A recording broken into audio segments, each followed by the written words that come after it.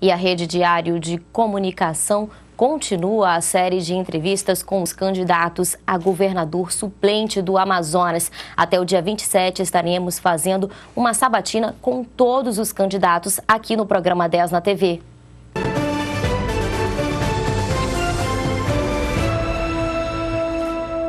E para esclarecer ao telespectador, a sequência de entrevistas foi definida em sorteio realizado no dia 26 de junho de 2017, acompanhado por representantes das coligações e devidamente acordado e assinado por eles.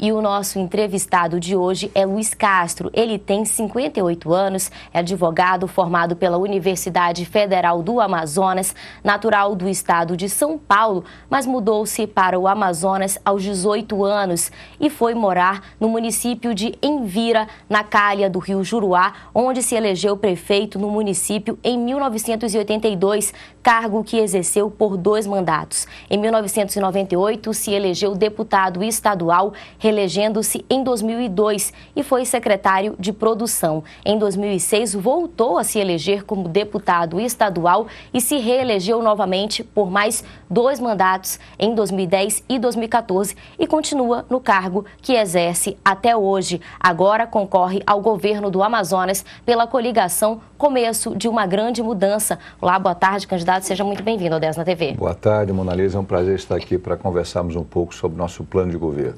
Então, para esclarecer, o senhor terá 20 minutos para responder as perguntas formuladas pela nossa produção e o tempo, elas serão sorteadas no decorrer da nossa entrevista e o cronômetro começa a contar a partir da sua primeira resposta. Para começar, eu gostaria que o senhor respondesse por que o senhor quer ser governador do Amazonas. Bom, o mais importante é compreender o candidato na sua sinceridade, na sua verdade e na sua capacidade, de fato, de governar o nosso Estado. Eu me propus a oferecer uma opção totalmente diferente das opções tradicionais que hoje se colocam como as candidaturas dos poderosos do sistema, desse grupo, dessa corrente que há mais de 30 anos dominou o nosso Estado e a gestão pública estadual. Eu sou um político que reúne características da experiência, da competência e da honestidade.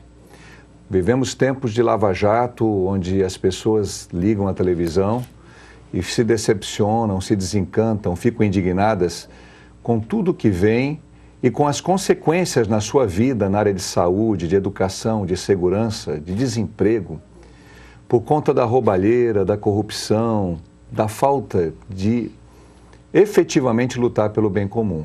A nossa candidatura, minha, do João Tayar, Rede Pessoal, ela traz 2 candidatos ficha limpa, 2 pessoas que não têm um único processo contra si por desvio de improbidade. Eu estou na vida pública há um bom tempo. Eu fui prefeito com ótimos resultados, era o 2º prefeito mais jovem do Brasil à época em que fui eleito pela primeira vez. O município de Envira, quando fui prefeito, avançou muito, foi o município que mais desenvolveu-se economicamente, com a produção agrícola excepcional, avançamos na educação, na saúde. Fui presidente de COTE, fui secretário de Estado da Produção e sou parlamentar comprometido com a ética, com as causas sociais e com uma visão de desenvolvimento econômico. O nosso plano de governo, ele é um plano voltado especificamente para mudar a forma como se administra o Estado do Amazonas. Uma forma atrasada, uma forma corrompida, uma forma que tem deixado a população cada vez mais pobre e cada vez menos beneficiada por boas políticas públicas. Por isso, eu compreendo que a nossa campanha, a nossa proposta, a nossa candidatura é diferente de todas as outras. Sem desmerecer os demais candidatos, nós temos as qualidades em conjunto que nenhum deles tem. E se a população parar para analisar, ela vai com certeza optar por aquilo que pode oferecer para ela a verdade de uma gestão pública organizada, planejada, com sensibilidade social e sem nenhum tipo de influência da corrupção. Detesto propina, sou contra a corrupção e tenho uma prova na minha vida pessoal e na minha vida pública de não me envolver com esse tipo de conduta. E não sou um cidadão omisso e por isso sou candidato ao governo para dar para você a oportunidade de votar em alguém que não vai te enganar, que não vai mentir, que não vai roubar e que vai administrar com equipe competente e comprometida o Estado do Amazonas. Vamos então começar a sortear as perguntas. E o primeiro tema é geração de emprego e renda. Vou mostrar aqui. Nos últimos anos, muitas pessoas ficaram desempregadas no Brasil todo e no Amazonas não foi diferente. Que medidas o senhor pretende adotar para a retomada de empregos no nosso estado? Essa é uma área que nós já estamos com a previsão de atuar imediatamente dentro do nosso plano emergencial. Aliás, é bom que você saiba, e você vai conferir no site do TSE e do TRE, que foram raras as coligações que colocaram um plano de governo como nós colocamos, com os detalhes que nós colocamos. Agora, na hora da falação na televisão, todo mundo fala, mas vai conferir quem fala a verdade. Plano de governo, numa época de crise como essa, que não priorize geração de emprego e renda, começa fugindo daquilo que é uma das prioridades principais do nosso estado, do nosso Brasil. O governo tem que ser criativo e tem que ser proativo. Nós temos vários campos para poder ampliar a ocupação de renda, começando no interior, nas comunidades rurais, incentivando de fato a agricultura familiar, as atividades do setor primário. Eu tenho bastante experiência nessa área, aliás, eu fui agricultor, como também fui professor e sou professor, e desenvolvendo um leque de ações integradas na área de crédito, na área de regularização fundiária, de assistência técnica, de apoio ao beneficiamento do escoamento da produção e a sua comercialização por um preço justo, e criando, portanto, as condições que eu já fiz no município de Envira, para que a agricultura familiar gere muita renda, muito emprego nas mais de 6 mil comunidades rurais do nosso estado e também nas cidades do interior. Por outro lado, nós não podemos esquecer das cidades, tanto de Manaus quanto da capital, jogando a capacidade institucional do governo, das suas obras, dos seus serviços nos bairros de Manaus, com as micro e pequenas empresas, associações e cooperativas na área de construção civil, na área de fornecimento de fardamento para a polícia militar, para guardas, para os vigilantes. Nós vamos focar o recurso do governo para gerar emprego e renda nos bairros de Manaus e nas cidades do interior. Não faz sentido você contratar uma grande empresa para fazer um pequeno conserto numa escola, uma pintura numa unidade de saúde, para você fazer uma reforma numa pequena sinalização de estrada. Você tem que valorizar a mão de obra local, as costureiras, os pedreiros, os carpinteiros, os engenheiros. E nós vamos fazer isso porque já fiz e sei que dá certo. A diferença é que eu tenho uma candidatura independente das grandes empresas que ganham muito dinheiro fazendo negócio com o governo. E por isso nós vamos focar a FEAM para gerar, de fato, oportunidades de emprego, e vamos trabalhar financiando pequenos negócios, e vamos trabalhar a UEA e a SEDUC junto com o CETAM para não só oferecer cursos, mas financiamentos de microcrédito, de pequeno crédito para aqueles que quiserem empreender. A nossa visão também é de que o BASA, o Banco do Brasil, o Fundo Amazônia, eles precisam ser trazidos para o Estado, e nós vamos poder gerar muitos empregos novos na área de economia verde. E, claro, ao longo dos 15 meses, incentivando o turismo, a biotecnologia, o fortalecimento do setor primário, do comércio e a empregabilidade, dando desconto aos empresários com menos impostos, empregando menor aprendiz, jovens aprendizes e homens e mulheres desempregados. Candidato, só para esclarecer, nós tivemos um pequeno problema com o nosso cronômetro, então a entrevista vai terminar quando estiver faltando menos 3 minutos, e isso não lhe gerará nenhum problema, ou seja, a gente não contou esse tempo agora das suas respostas finais. Tá ok? Vamos à próxima pergunta. E o tema é sobre saúde. Mostrando aqui. Candidato, à saúde pública sempre é um ponto de muita queixa por parte da população. Que medidas o senhor pretende adotar na área de saúde no Estado?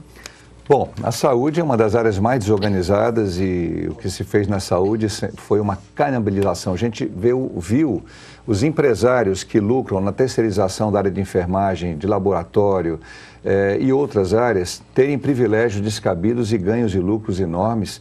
Um desses esquemas foi desmanchado pela Polícia Federal na Operação Maus Caminhos. Nós temos que, primeiramente, reorganizar o sistema de saúde do Estado com um planejamento, e eu tenho que explicar. Algumas pessoas acham que eu sou muito técnico, mas tem que dizer para o povo, tem ações de baixa, de média e de alta complexidade. E nós temos que organizar o fluxo, esse sistema, para que uma ação não atrapalhe a outra, ao contrário, colabore. Eu vou dar um exemplo. Há muitos pacientes que vêm do interior, até mesmo de municípios próximos a Manaus, que deveriam ser atendidos nos seus casos, nos seus tratamentos, nas suas cirurgias, nas unidades de saúde do interior. para fazer uma cirurgia de hérnia, para ter um diagnóstico através de um ultrassom, de uma radiografia, para poder também evitar que ele tenha que vir a Manaus para resolver problemas que podem e devem ser resolvidos no interior. E Manaus tem que se concentrar no atendimento da sua própria população, nas unidades básicas de saúde do município e do estado e, em especial, na alta complexidade, para os tratamentos que são de maior dificuldade, de maior nível de especialização. Nós queremos trazer na alta complexidade novamente o transplante de fígado. Nós entendemos que é possível você avançar com custo baixo em algumas áreas de especialização, melhorar o atendimento para os renais crônicos e ter uma intervenção especial na área de ortopedia, no Adriano Jorge, e na área de oncologia, que é o câncer. Ora, nós temos aqui um passivo imenso em relação ao atendimento eficiente na área de câncer, de atendimento de tratamento de câncer. E eu posso lhe explicar com um número, 6 mil biópsias que até hoje não foram feitas, e dessas 6 mil biópsias, 3 mil pessoas já morreram. Então nós vamos criar um atendimento com um fluxo organizado para que o paciente que venha com diagnóstico clínico de que pode ter um câncer grave, ele seja atendido na sua primeira consulta, no seu exame de biópsia e na radiologia, na quimioterapia ou na cirurgia de maneira mais rápida. Esse mesmo procedimento vai ter que ser adotado em todas as unidades de saúde, mas para isso a gente vai comprar medicações mais baratas, químicos cirúrgicos, insumos, diretamente nas fábricas, nas fundações de remédio popular, para economizar dinheiro, abastecer melhor as unidades da capital do interior, com um novo sistema de logística e romper essa história atrasada de terceirizar tudo. Terceirização é exceção, não pode ser regra. Chamar os concursados, temos mais de 3 mil para serem chamados, e tornar o nosso sistema de saúde mais eficiente para o cidadão ser melhor atendido onde ele precisa ser atendido, seja num posto de saúde, seja num grande hospital. Vamos à nossa próxima pergunta. E o tema é infraestrutura. No seu plano de governo, que obras serão prioritárias em termos de infraestrutura? As pequenas obras de intervenção que dão resultados bons numa relação custo-benefício e a conclusão das obras já iniciadas na medida em que o orçamento permitir. Seria uma irresponsabilidade eu prometer que vou concluir, por exemplo, em 15 meses, a cidade universitária, que foi mal planejada, tem sido mal executada, está aí com as obras paralisadas. Então, nós vamos fazer um estudo minucioso, faz parte do nosso plano de governo, um diagnóstico, um raio-x de todas as obras paradas e priorizar aquelas mais importantes para serem concluídas. Ao mesmo tempo, há pequenas obras fundamentais, como pavimentação de estradas vicinais, como recuperação de algumas vias de escoamento, há necessidade de investir também na infraestrutura de suporte à produção econômica. Nós vamos ter que ter intervenções inteligentes que não sejam tão caras.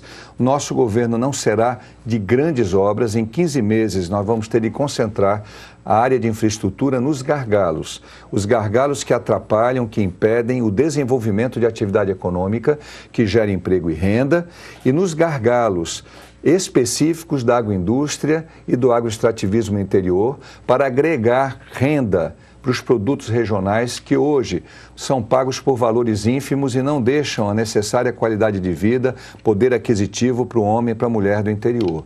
Nós vamos também, em relação à infraestrutura,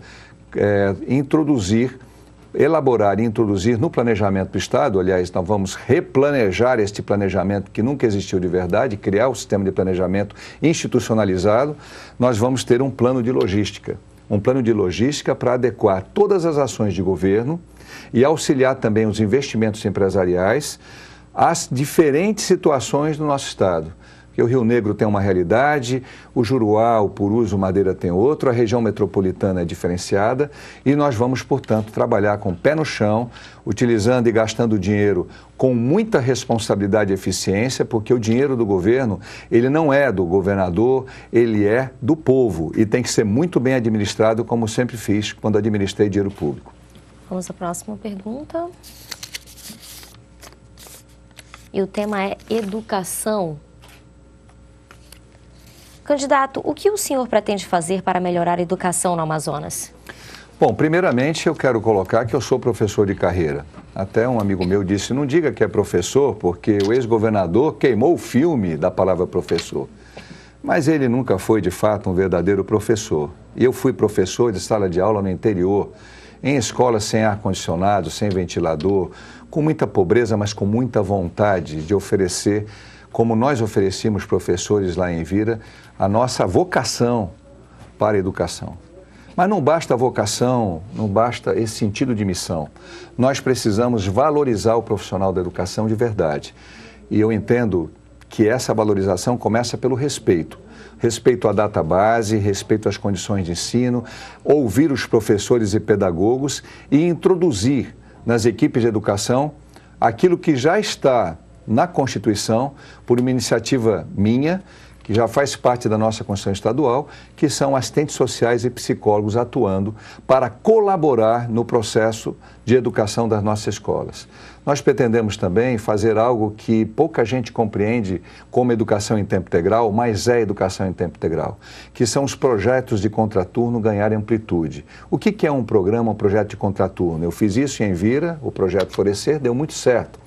A criança que estuda de manhã, ela de tarde vai estar num projeto de educação complementar, com arte, com cultura, com esporte, com cursos profissionalizantes e com reforço das matérias em que ela tiver dificuldade. E quando ela chegar à noite, ela vai estar cansada e educada e bem alimentada. Você faz esse projeto ocupando espaços e fazendo parcerias com igrejas, com clubes, com associações comunitárias, com galpões, com quadras de esportes.